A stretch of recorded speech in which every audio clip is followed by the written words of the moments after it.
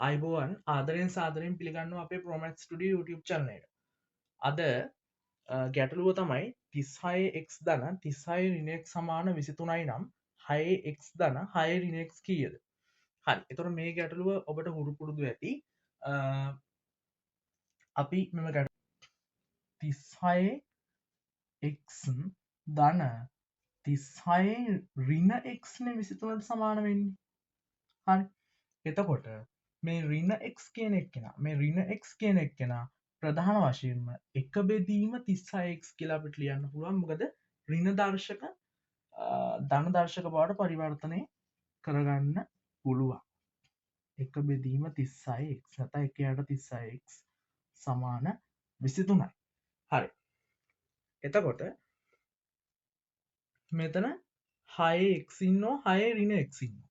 දැන් මෙතන 36x එකයට 36x දැන් මේ 6x දන 6 රිනෙක්ස් කෙනකත් අපිට මේ 36x දන එකයට 36x කරා වගේ අපිට කරගන්න පුළුවන් 6x දන 6 රිනෙක්ස් කියන එක මෙන්න මේ ආකාරයට බලන්න 6x දන එතකොට 6 රිනෙක්ස් කියන එක අපිට එකයට 6x කියලා ලියාගන්න පුළුවන්. මේක දැන් තමයි පොඩ්ඩකට මෙහෙම තියන්න. හරි. එතකොට 36x දන එකයට 36x නේ අපිට 6 ඇසුරෙන් මෙයාව ලියන්න පුළුවන්. කොහොමද ලියන්නේ? 6 වර්ගය 6 වර්ගය 6 වර්ගයේ x ධන එක බෙදීම 6 වර්ගයේ x සමාන 23යි. ඉතින් අපිට මේ දෙක එහාට මෙහාට කරන්න පුළුවන්. එතකොට 6x වල වර්ගය ධන එකයට 6x වල වර්ගය සමාන 23යි. ඔන්න ඔහොම එකට එනවා අවසාන. හරි අපෙන් අහන්නේ මේක නෙමෙයි අපෙන් අහන්නේ මෙන්න මෙයා 6x දන එකයට 6x. හරි මම මේක හැමෝටම තේරුම් ගන්න පහසු වෙන්න 6x එකක් A කියලා ගන්නම්කො.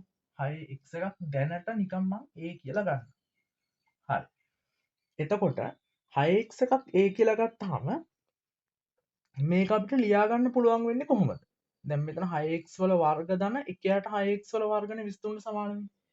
yes එතකොට අපිට මේක ලියන්න පුළුවන් a වර්ග ධන එකයට a වර්ග කියන එක්කෙනා 23ට සමානයි කියලා. a වර්ගය ධන එකයට a වර්ගය 23ට සමානයි. ඉතින්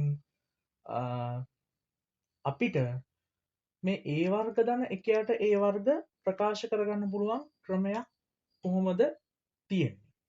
ඒකට අපිට යොදා ගන්න පුළුවන් වීජගණිතයේ එක කොටසක් තමයි ද්විපද ප්‍රකාශන කියලා කියන්නේ. ඒ ද්විපද ප්‍රකාශන වල වර්ගායිත වල ඔයගොල්ලන්ට මතක නම් මෙන්න මෙහෙම තියෙනවා a ධන එකයට a වල වර්ගය. a ධන එකයට a වල වර්ගය. මෙයා ප්‍රසාරණය කරන්න කියලා කිව්වොත් මේක ප්‍රසාරණය කරපුවාම එන්නේ a වර්ග ධන දෙක ධන එක බෙදීම a වර්ග. මෙන්න මේක තමයි ප්‍රසාරණය කරපුවාම එන්නේ. ඉතින් අපිට දැන් මේක සූත්‍ර a වර්ග ධන එකයට a වර්ග කියන එක මෙතනින් උක්ත කරන්න. ඉතින් අපිට පුළුවන් a ධන එකයට a වල වර්ගයේ සම්පූර්ණ එකේ වර්ගය රිංග දෙක කියලා කියන්නේ මෙන්න මේ a වර්ග ධන එකයට a වර්ග. හරිනේ? ඇයි මේක මේ ඍණ දෙක කියන්නේ මේ ධන දෙක මේක එහා පැත්තට ගිහුවාම මෙයා ඍණ දෙක වෙනවනේ. එතකොට a ධන එකයට a වල වර්ගය ඍණ දෙක මේක සමානයි a වර්ග ධන එකයට a වල වර්ගය. එතකොට a වර්ග ධන එකයට a වල වර්ග කියන්නේ කීයද? 23යි. දැන් අපේ අංගය මෙතන 23යි. මේක සමාන වෙනවා 23ට. එකයට a වල වර්ගය අවසානයේ එනවා 23 ධන 2යි. ඉතින් මේ ඍණ දෙක එහා පැත්තට යවන්න. එතකොට 25ක් කියලා එනවා. a ධන එකයට a වල වර්ගය. a ධන එකයට a වල වර්ගය එනවා 25ක් කියලා. මං ගාන ඉතුරු ටික එහා පැත්තෙන් හදන්නම්. එතකොට ඒ ධන එකයට ඒ වල වර්ගය 25 කියන්නේ කීයේ වර්ගයද? 5 වර්ගයනේ. 5 වර්ගය. ඉතින් මෙතන මොකද මෙහෙම ගමු ඒ ධන එකයට a. හරි? ඒ ධන එකයට a කියලා කියන්නේ. එතකොට 5. හරි. ඇයි එහෙම මෙම වෙන්නේ මොකද ඒ දන එකයාට ඒවල වර්ගයන 25 වෙන්නේ. ඉතින් එතකොට ඒ දන එකයාට ඒ කියලා කියන්නේ 5යි.